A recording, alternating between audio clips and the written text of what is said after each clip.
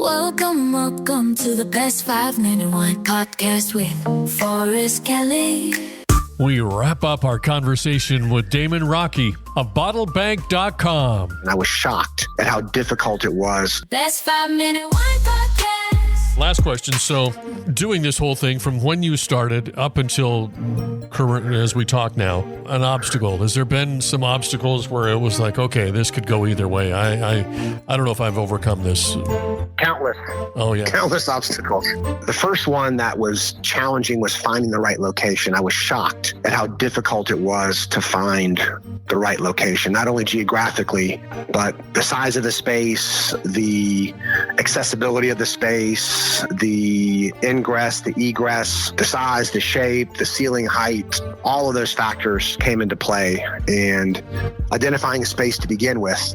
Then the process of working with the landlord and negotiating a deal that economically made sense was a lot of work. We went through that process 4 or 5 times before we found the space that we're currently in. And then once you have the space, that space has to be tailored specifically around the rules and regulations around what we're trying to do. So as an example, storing wine versus purchasing wine versus consuming wine, all of those are different businesses and different licenses in terms of a liquor license, and really kind of controls what you can do operationally and how you can do it. So figuring that out in addition to the zoning is a big process. And then the latest thing that we've dealt with, Forrest, is when you think about 1,000 individual wine vaults in a 3,000 square foot wine vault, the number of bottles times the average weight of a bottle, you're talking about literally tens of thousands of pounds. So it dawned on us,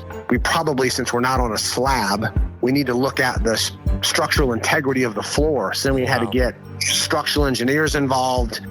They had to come out, do a site visit, had to do all the engineering calculations to see, if the floor was strong enough. Turns out it wasn't. So that modified the design. And then you look at different ways to reinforce the floor. And, there's steel beams, there's columns, and now they have this carbon fiber wrap. It's literally like wallpaper that they plaster on the floor that's made of carbon fiber, and they layer it up to bolster the strength of the floor. So things you never in a million years thought you would be dealing with that just kind of come up out of necessity. So it's been a long, interesting journey for sure.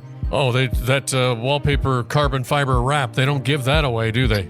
Yeah, cool. Unfortunately, they don't. Unfortunately, they don't. And, we're still waiting on pricing for that. So I'll have to send you a message to let you know. So we'll see if that's a feasible option or not. I think when I go to Home Depot today to pick up a light bulb, I think I'll ask the guy, what aisle is the carbon fiber wrap section? What aisle is that in?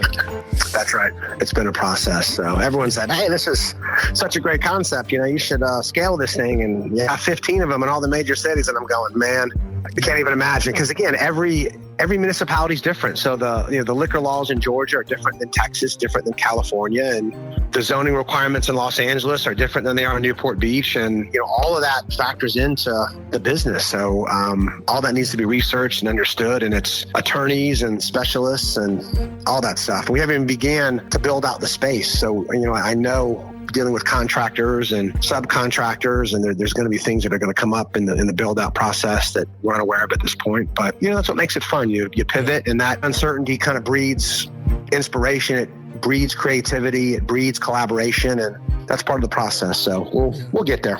What's your full-time job besides this? This is my full-time job. Yeah. Yeah, I again left a career in sales and consulting about 4 years ago, and decided to focus on BottleBank exclusively. So you got a list of all the activities you got to do for the day? Correct. To make BottleBank happen. Okay. Looking forward to it. Next time I'm in Atlanta, I'll definitely stop by and say hi and check out the facilities. And by then, you'll probably have your grand opening. Absolutely. Look forward to hosting you. Okay. Let's give me a 10-second pitch on why people should check it out if they're say they're listening in Atlanta and you're open. BottleBank is going to give people the opportunity to create experiences. Yep. They're going to walk into BottleBank, they're going to have a great time, and they're going to walk out and they're going to say, you know what? There's never been a bad night in that place. There we go. Never been a bad night. That's how you go out. Drop the mic, ladies and gentlemen. Oh, yeah. Great way to impress your friends. Cool. Thank you very much. It's been a pleasure. Now, Forrest, thank you, man. It's been a pleasure on this end as well. Really, really appreciate your time and interest. Thank you so, so much. You're welcome. From Sauvignon to Merlot, we look for adventure at wineries around the globe. The best wine made in